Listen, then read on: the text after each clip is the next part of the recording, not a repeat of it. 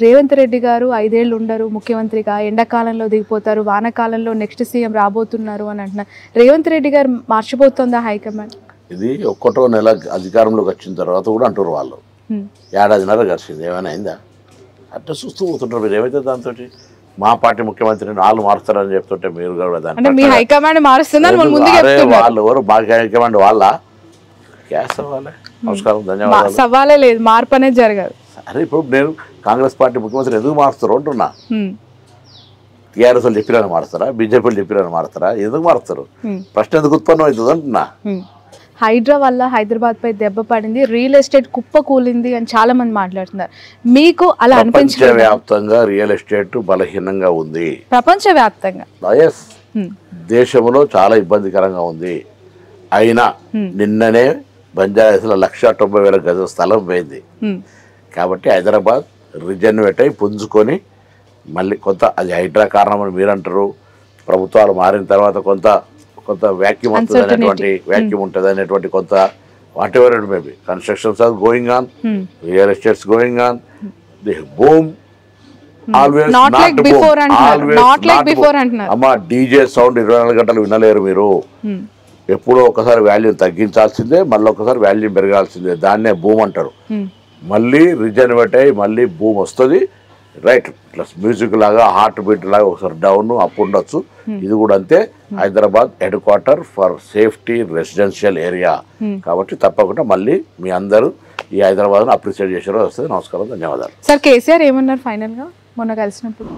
మాకు పెద్ద ఆయన అడిగారా యాక్టివ్ పాలిటిక్స్ లోకి ఎప్పుడు వస్తున్నారు? నేను అవన్నీ రాజకీయం చేయడానికి కూడా ఇన్విటేషన్ ఇచ్చిన, భోజనం పెట్టినారు, పెద్ద ఆయనకు ధన్యవాదాలు. అంతే తప్ప దాని తెలియదు. నో పొలిటికల్ ఇన్విటేషన్ చేయడానికి ప్రభుత్వం తరఫున పోయినాం. మా పాత పార్లమెంట్ సభ్యుడు పరిచయం ఉంది, వారి కుమారుడు నా ఎమ్మెల్యే, వారు గౌరవంగా నన్ను రిసీవ్ చేసుకున్నారు. నాతో పాటు మా ప్రోటోకాల్ చైర్మన్ వేణుగోపాల్ గారు ఉండి భోజనం చేసినాం. యోగక్షేమాలు వాళ్ళ తండ్రి రామగుండం సత్తయ్య పంతులు వారి గురించి అడుగుతున్నారు, నాకు సంబంధించి. అంతే తప్ప ఇంకా వేరే విషయం. పార్టీ సిద్ధాంతం, మీ పార్టీ నిర్ణయాలు ఈ విధంగా ఉంటే మీకు సంబంధించిన ఎమ్మెల్సీ తీన్మార్ మల్లన్న రెడ్ల ఓట్లు మాకు అవసరం లేదు, బీసీల కోసమే మా పోరాటం ఇంటర్వ్యూ చేసుకుంటా వేరే అంటే మీ పార్టీకి సంబంధించిన అడగండి. ఓకే, డివేటింగ్ అంటే రెడ్డిల అది అందరి పార్టీ, కాంగ్రెస్ పార్టీ. ఎవరన్నా అట్లా అంటే తప్పు.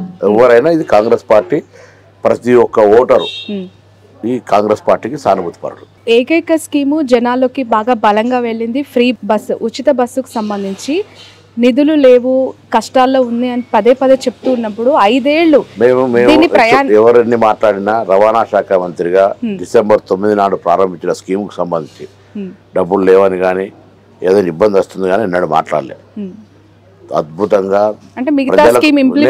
మన ఆర్టీసీ మహిళల గురించి మాట్లాడుతూ మీరు అది మాట్లాడినారు. ఆ స్కీమ్స్ కూడా వాళ్ళు మాట్లాడు అమ్మా, don't reaction on other statements if any statement or any department. ఎందుకంటే వాళ్ళు అట్లా అన్నారు అంటే వాళ్ళకి సంబంధించిన వాళ్ళ అభిప్రాయాన్ని వాళ్ళని అడగమ్మా, వాళ్ళని ఇంటర్వ్యూ తీసుకొని వాళ్ళని అడగండి. నేను నా అభిప్రాయం నేను చెప్తున్నాను. నేను నా అభిప్రాయం మీద మీకేమన్నా నచ్చకపోతే నన్ను గంట సేపు మీరు యక్ష ప్రశ్నలు వేసి అడగండి. వేరేటోళ్ళ కామెంట్ మీద నేను రియాక్ట్ కావడానికి నాట్ మై స్టేజ్. నేను ఉచిత బస్సుకు సంబంధించి ఎటువంటి ఇబ్బంది లేకుండా ఇంకా మెరుగైన విధంగా సపోర్టివ్ గా ఉండడానికి నిర్ణయాలు తీసుకుంటా తప్ప ఎక్కడ కూడా మహిళకు, నా తెలంగాణ అక్క చెల్లెలకు ఇబ్బంది లేకుండా ఆర్థిక పరమైన ఇబ్బందులకు దానికి సంబంధించి లెక్క వాళ్ళకి చెప్పే అవసరం లేదు. మేము ఉన్నాము, ఇబ్బందులలో ఉన్నామని మేము మాట్లాడే అవసరం లేదు. మేము విల్ కంటిన్యూ స్కీమ్ యాజ్ ఇంకా మెరిట్ ఎంత మెరిట్గా, ఎంత బెనిఫిట్గా, ఎంత సౌకర్యంగా చేయగలుగుతామో చేస్తాం. ఇంప్లిమెంటేషన్స్, డెవలప్మెంట్స్ ఆ స్కీమ్ లో ఇంకేమైనా ఉండబోతున్నాయా? రాష్ట్ర ప్రజలకు వస్తాయి.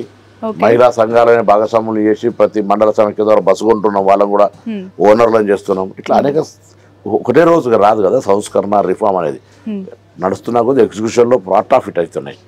కొత్త కండక్టర్, డ్రైవర్ రిక్రూట్మెంట్ చేస్తా ఉన్నాం, బస్ స్టాండ్లు అభివృద్ధి చేస్తా ఉన్నాం, 2 కొత్త డిపోలు ఇచ్చినాం, జరుగుతున్నాయి. ఆర్టీసీకి సంబంధించి సమ్మె పైన మీ అభిప్రాయం ఏంటి? వాళ్ళు ఏదో నేను మంత్రిగా ఇప్పుడు మాట్లాడలేను, ప్రభుత్వం అధికారులు మాట్లాడతారు. దానికి సంబంధించి నేను ఏది మాట్లాడినా దానికి విధానపర నిర్ణయాలు ఉంటాయి, మాట్లాడదాం. రైట్. పొన్నం గారు, కరీంనగర్ వదిలి హుస్నాబాద్ వెళ్ళిపోయారని మీ జిల్లాకు సంబంధించిన నేతలు అంటున్నారు. అసలు మీకు పర్సనల్ గొడవలు ఏంటి బండి సంజయ్, గంగుల కమలాకర్తో? మీరు ఫ్రెండ్స్ అయినా ఎనిమీస్? ఎందుకంటే ఒకసారి పొద్దున్న చూస్తే బాగా సఖ్యతగా కనిపిస్తారు, మధ్యాహ్నానికి కాంట్రవర్సీ, ఈవినింగ్ కి ఒక అలిగేషన్స్ ఉంటాయి. ఏంటి అసలు ఇష్యూ?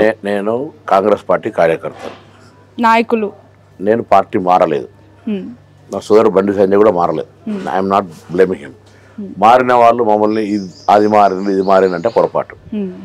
అనే ముందు మీ నాయకులు కూడా గజ్జలకు ఒకరు వేయండు, సిరిసిల్లకు ఒకరు వచ్చిండు, ఇంకొకరు నిజామాబాద్కి వేయండు. మీరు వాళ్ళు అది ప్రశ్నించకొచ్చే కాదు. నాకు దమ్ముంది, నన్ను ప్రజలు ఆశీర్వదించిర్రు, నేను కరీంనగర్ పార్లమెంట్ సభ్యుడిగా సేవ చేసి నేను 7 నియోజకవర్గాలకు నాయకత్వం వహించిన, నన్ను గెలిపించిర్రు, నీలాగా పార్టీ మారలే కాబట్టి ఆ చర్చ అనవసరం.